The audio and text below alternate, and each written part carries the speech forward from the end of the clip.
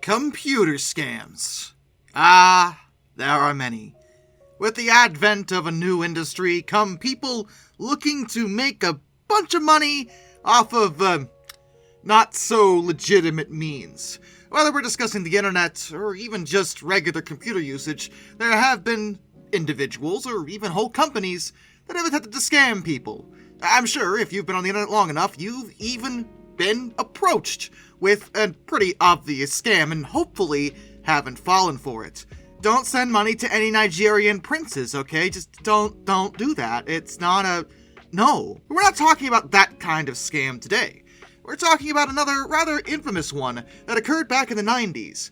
SoftRAM. It was a piece of computer software developed by Syncronys Softcorp, and it claimed to increase, or in some cases double, the available random access memory in Microsoft Windows. The first iteration, SoftRAM, was designed for use with Windows 3.1, and then they came out with SoftRAM 95, meant to be used with Windows 95. Both versions of the program came out the same year, 1995, and costs roughly $80. But wait, you say, you can increase RAM with software that doesn't RAM use hardware? It doesn't sound like it should be possible. Already, if you're in the know, well, so many red flags are probably going off. But, in fairness, there is technically, kind of, a little bit of a way to do this with software, or at least trick the computer into thinking there's more RAM than there actually is. SoftRAM was not the only program that offered this kind of service. There were several out on the market. And before I begin, I want to give a very big shout out to Raymond Chen, who wrote a very good article over on Microsoft's dev blogs explaining exactly how this worked. I always put my sources in my description, but I'll put his article at the top because he does a pretty good job of breaking down how this is supposed to work. Basically, a modern computer needs RAM for memory purposes. That's just the way it is. Depending on what you're trying to do, will decide how much memory you need. Let's say, hypothetically, you have 16 pages of memory available. A certain amount is in the memory, and some of it is on the disk. The stuff in the memory is always going to be faster to allocate than what's on the disk, just to be clear. Generally speaking, any system worth its salt is gonna take the fast stuff before it goes to the disk. The idea of any of these programs is to compress the RAM, mostly taken from the fast section, and create what are medium-speed RAM pages. The reason is that in order to use a compressed RAM page, you need to decompress it. So it does take a bit longer than the regular fast RAM would, but it's still faster than the stuff on the disk. And to be honest, this particular method of compressing the RAM doesn't even always make it faster. In some situations, it might actually be worse for your computer to do it this way, which is why these kind of programs are generally seen as unfavorable, and anyone who knows about this stuff wouldn't even bother downloading them, even back then, let alone now. But remember, this was the 90's, and the 90's was a huge explosion in terms of the computer industry. People who had never touched a computer suddenly owned one. It was a massive push into that market, but that did result in a lot of scammy companies trying to take advantage of people who didn't know any better because, well, people were new to computers. Not everyone was an expert. Most people weren't, in fact, and didn't know how all this stuff works. A lot of them probably didn't even know what RAM was, let alone any of the compression nonsense I just tried to explain it to you. And if you still don't understand how or why this works, well, it doesn't really matter, because SoftRAM didn't do any of that. So how did it work? What was it doing? Well, it didn't take long for people to start looking into SoftRAM to figure out how it was working. Multiple actual experts disassembled the program to see exactly what the code was telling it to do. And the answer was nothing. It wasn't doing anything. Literally nothing. Well, I shouldn't say literally nothing, but in terms of what it was supposed to be doing, it was nothing. It didn't even attempt any kind of compression. There was literally no code in it for that purpose. In fact, according to Raymond Chen again, in certain cases, particularly with SoftRAM 95, it actually made the system worse, because the only reason he had personally been asked to disassemble the program was to figure out why it was causing Windows 95 to crash. They had thought it was an error on the Windows end of things, because the error it would give blamed it on something called page file. That sounds like a Windows file, and it is, but in this case, when they had made the program in the first place, they didn't even bother renaming the issued files that were given to them by Microsoft. So there was a file within the program called page file that was actually causing the system to crash. The reason is it basically caused two paging requests to overlap. In a situation where two threads would page at the same time, the driver would actually corrupt the data structures due to the concurrency that wasn't actually supposed to happen. So basically, in addition to doing absolutely not a dang thing, it also was making Windows 95 crash more often than it even should have. Even the original version of SoftRAM, the 3.1, didn't do anything involving the RAM either. It made no attempt to compress things there, though what it did do was increase the size of the Windows page file. However, this was something achievable by users who were aware of how to do that.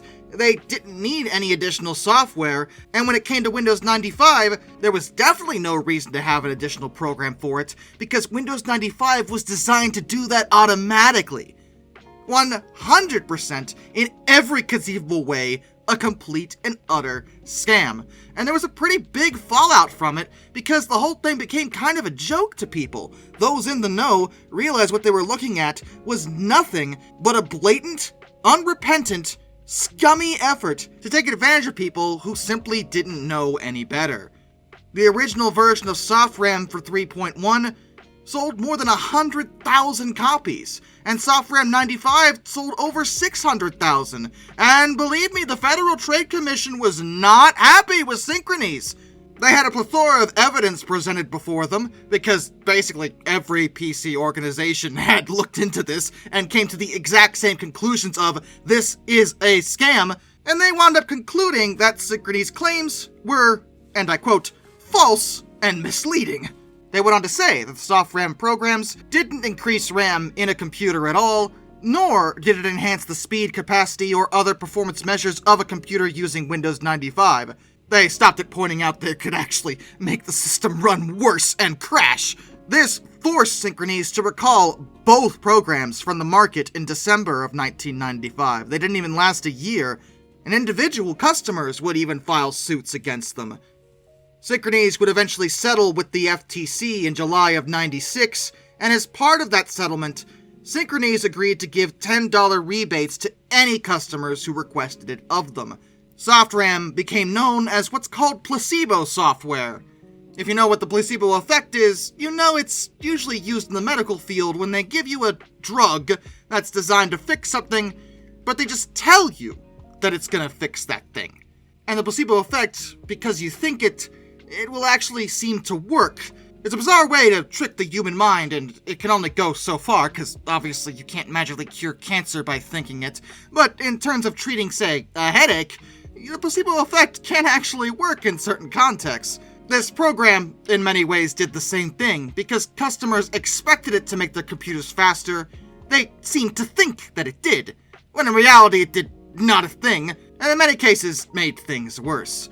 That was pretty much the end of Syncronys. They did try to release some other programs, but hysterically, they were borderline scams too. For example, they released Upgrade Aid 98, which claimed to allow users to downgrade Windows 98 to Windows 95. Why would you want to do that? Well, it was basically a compatibility program. But that was already an existing feature on Windows 98. Again, you didn't need another program to do it. I mean, it did do it, but there was no reason to pay $40 for it. They would wind up filing for bankruptcy in July of 1998 with a $4.5 million debt load. And a large number of that debt was actually customers who had not yet received their $10 rebates. They would technically still exist as late as 2006, but that's when their securities were revoked and Syncronys was placed in default. Right where they should be. What a ridiculous story about a ridiculous product that did absolutely not a thing. And one minor additional note. In 2006, The SoftRAM product was rated the 3rd worst tech product of all time by PC World, behind only AOL and Real Player, the 1999 version specifically.